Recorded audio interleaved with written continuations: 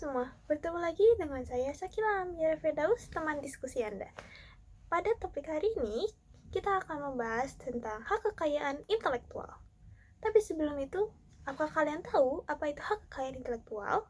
Secara singkatnya, hak kekayaan intelektual merupakan hak eksklusif untuk memperoleh perlindungan secara hukum atas kekayaan intelektual yang sudah diciptakan berdasarkan perundang-undangan yang timbul atas pemikiran manusia berupa ilmu pengetahuan, seni, sastra, dan juga teknologi. Nah, hak kekayaan intelektual ini dapat dibilang terbagi menjadi dua. Yang pertama, hak kekayaan intelektual individu, dan yang kedua, hak kekayaan intelektual komunal.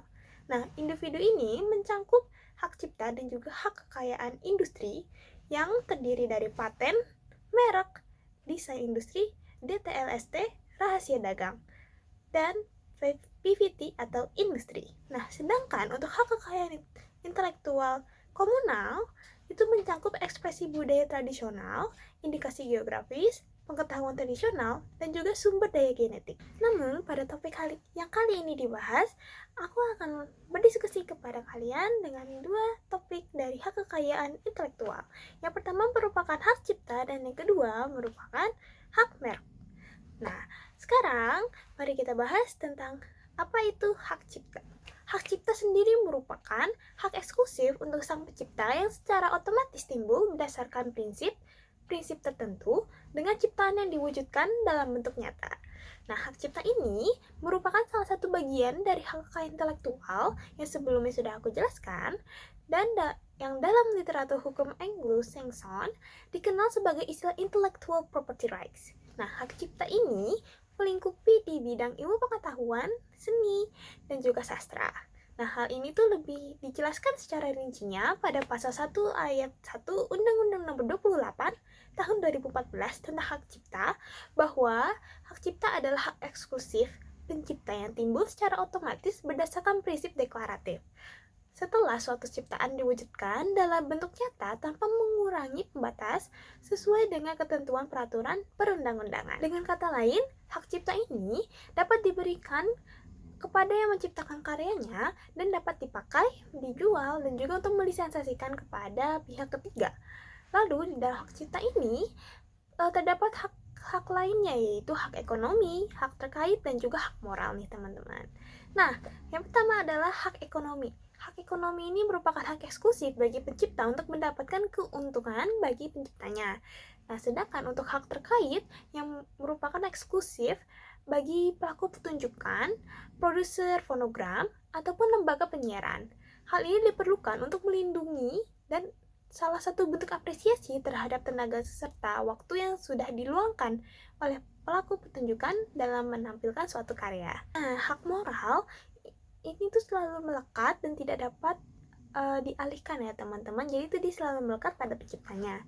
Dan hak ini tuh meliputi pengakuan nama pencipta atas karyanya dan perlindungan terhadap perubahan yang dapat merugikan reputasi atau kehormatan penciptanya. Namun, hak moral dapat menyerahkan haknya kepada orang lain ketika penciptanya telah meninggal dunia, yaitu kepada ahli waris, atau jika sang pencipta masih hidup, itu tetap dapat menyerahkan ya haknya kepada orang lain, tetapi diperlukannya persetujuan untuk mengadakan perubahan yang dimaksud. Oke, nah teman-teman, kebetulan di Indonesia terdapat kasus pelanggaran hak cipta yang dapat kita diskusikan bersama nih. Nah, yang aku bawakan pada kali ini adalah kasus Hetty Koes Endang yang disomasi nih akibat melakukan pelanggaran hak cipta. Nah, kira-kira Hetty Koes Endang ini emang melakukan apa sih? Nah, sebelumnya ini tuh berawal dari Koes Endang yang tidak meminta izin terlebih dahulu saat membawakan lagu ciptaan klien yang berjudul Kasih di Malaysia pada tahun 2015. Nah, lagu Kasih ini merupakan lagu dari Richard Kyoto. Nah, diduga si Hetty Koes Endang ini memang mengubah liriknya, mengubah lirik lagu tanpa izin sehingga dapat mengubah rasa yang berbeda dengan lagu aslinya. Lalu yang kedua, juga mendokumentasikan konser dan juga menggandakan album fisik untuk kebutuhan komersilnya. Dan yang terakhir, Hetty melakukan pembiaran atau kesalahan distributor dalam mencetak kalau pencipta lagu kasih pada DVD-nya. Nah, karena Hetty Koes Endang ini melakukan tindakan-tindakan 4 pelanggaran hak cipta atas lagu yang berjudul Kasih itu, sehingga Richard Kyoto yang merupakan korban dari kasus ini itu memutuskan untuk melakukan somasi secara terbuka kepada Hetty Koes yang terkait dugaan pelanggaran hak cipta. Namun sayangnya, Hetty ini tidak memiliki nilai perilaku yang baik untuk menyelesaikan masalah tersebut, meskipun sudah melakukan somasi sebanyak 3 kali nih teman-teman. Tetapi tidak ada respon baik dari pihak Hetty. Oleh karena itu, Perwadi menyampaikan somasi secara terbuka paling lambat 7 hari supaya pihak Hetty dapat mempertanggungjawabkan atas pelanggaran hak cipta tersebut. Nah, hal ini juga berdampak nih pada korbannya, yaitu Richard Kyoto, seperti kerugian finansial dikarenakan pencipta karya lagu yang seharusnya pemilik si Richard Kyoto ini tapi malah pemilik dari kewarganegaraan Malaysia yang dicantumkan di DVD oleh si Hetty itu. Lalu juga dapat merusak reputasi bagi pencipta karya lagu aslinya, yaitu si Richard Kyoto, dan para pelaku dapat merusak reputasi tanpa izin dengan cara mengubah lirik lagu sehingga liriknya menjadi palsu.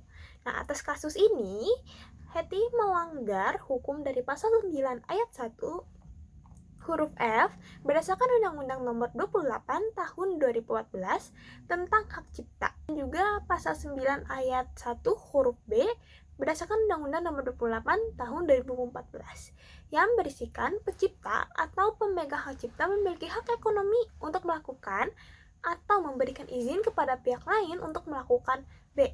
Penggandaan ciptaan dalam segala bentuknya, dan F. Pertunjukan ciptaannya. Nah, setelah itu kita bisa move on ke pembahasan selanjutnya, yaitu hak kekayaan intelektual, hak merek. Nah, apa sih hak merek itu? Hak merek merupakan hak eksklusif yang diberikan oleh negara kepada pemilik atau pencipta merek yang terdaftar pada jangka waktu tertentu untuk menggunakannya sendiri atau memberikan izin pihak lain untuk menggunakan merek tersebut. Hal ini tercantum pada Undang-Undang Nomor 15 Tahun 2001. Merek yaitu merupakan suatu tanda yang berupa gambar, nama, kata, huruf-huruf, angka-angka, susunan warna, atau kombinasi dari unsur-unsur tersebut yang memiliki daya pembeda dan digunakan dalam kegiatan perdagangan, barang, atau jasa. Nah, unsur mutlak nih pada suatu merek merupakan adanya tanda. Apabila dalam suatu merek memiliki tanda atau sign mempunyai daya pembeda yang cukup, atau dalam tanda kutip tanda yang dipakai memiliki kekuatan untuk membedakan nih barang atau jasa yang diproduksi suatu perusahaan dengan perusahaan lainnya. Nah, fungsi dari merek ini itu bisa dapat mempromosikan yang menjadi suatu sarana untuk memperkenalkan suatu produk baru dan tetap mempertahankan reputasi produk lama yang sudah menguasai pasar. Nah, teman-teman, pada merek ini terdapat 3 jenis merek yang sering kali kita jumpai nih. Nah, yang pertama merupakan merek dagang yang digunakan pada barang yang diperdagangkan oleh individu atau secara kelompok atas badan hukum untuk membedakan dengan barang sejenis dan sudah dijelaskan pada pasal 1 ayat 2 Undang-Undang Merek. Yang kedua merupakan merek jasa yang menurut pasal 1 ayat 3 Undang-Undang Merek merupakan merek yang diperdagangkan untuk membedakan jenis jasa dengan yang lainnya. Sedangkan merek kolektif atau yang terakhir itu digunakan untuk barang atau jasa dengan karakteristik yang sama untuk membedakan barang atau jasa yang sejenisnya, dan ini dijelaskan lebih lanjut pada pasal 1 ayat 4 Undang-Undang Merek. Namun, khusus untuk merek kolektif ini, itu terkhususkan ya. Jadi, terdapat ketentuan khusus apabila ingin didaftarkan, dan hal tersebut sudah diatur pada pasal 46 dan 51 Undang-Undang Merek. Selain itu, hak merek itu memiliki yang namanya indikasi geografis. Nah, apa sih indikasi geografis itu?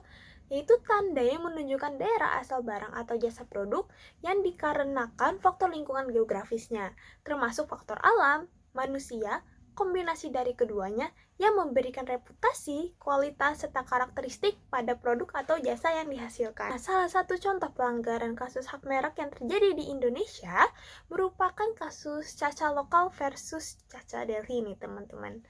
Nah, ini tuh disampaikan sebagai berita yang menarik ya, menarik perhatian karena ada perusahaan besar dari luar Indonesia yaitu Delphi Chocolate Manufacturing SA dari Swiss yang kalah nih dalam sengketanya dengan perusahaan caca lokal. Nah, hal ini tuh terjadi pada tahun 2019 ya teman-teman. Gitu Delphi ini ingin mendaftarkan mereknya yaitu coklat caca dengan kelas merek untuk 30 produk nih ke DJKI. Tetapi DJKI itu menolak karena sudah ada produk caca milik Jogi Hendra Atmaja yang juga memiliki kelas merek 30. Sehingga DJKI hanya memberikan hak sebagian kepada Delphi dan karena itu beberapa produk Delphi itu dihapus dan juga tidak dapat dilindungi oleh hukum. Kronologi lebih jelasnya itu berlanjut pada 19 November 2021 yaitu Delphi mengajukan banding ke Komisi Banding tetapi ditolak nih teman-teman. Lalu pada 26 September 2022 Pengadilan Negeri Jakarta Pusat menolak seluruh gugatan Delphi yang berlanjut pada 27 April 2023 yaitu Mahkamah Agung lagi-lagi menolak permohonan kasasi Delphi Chocolate Manufacturing SA yang kemudian Majelis Hakim Hukum Mahkamah Agung itu menghukum Delphi nih untuk membayar biaya perkara sebesar 5 juta rupiah. Dan putusan akhir adalah Delphi hanya bisa menjual produk coklat dan permen saja untuk merek Delphi Caca. Nah, hal ini tuh berdampak pada si Caca Delphi-nya ya teman-teman. Jadi si pihak Delphi ini juga harus membayar 5 juta dan juga hanya bisa menjual produk tertentu di Indonesia. Lalu, siapa sih pelaku dan korbannya? Nah, pelaku dalam kasus ini yang dianggap ya pelaku adalah Caca Delphi karena berusaha mendaftarkan mereknya yang sudah tahu memiliki kesamaan dengan merek caca lokal. Sedangkan untuk korbannya sendiri merupakan caca lokalnya yang sudah didaftarkan lebih dulu. Nah, hukum yang digunakan ini merupakan pasal 21 ayat 1 huruf A Undang-Undang Nomor 20 Tahun 2016 tentang merek dan indikasi geografis yang berisikan permohonan ditolak jika merek tersebut mempunyai persamaan pada pokoknya atau keseluruhannya dengan A. Merek terdaftar milik pihak lain atau dimohonkan lebih dahulu oleh pihak lain untuk barang dan atau jasa yang sejenis. Dengan ini berakhirnya diskusi kita pada hari ini. Semoga di kemudian hari kita juga dapat bertemu sehingga dapat berdiskusi lebih lanjut tentang hak kekayaan intelektual. So, jangan melanggar hukum, tetap patuhi hukum yang telah ada. Sampai jumpa.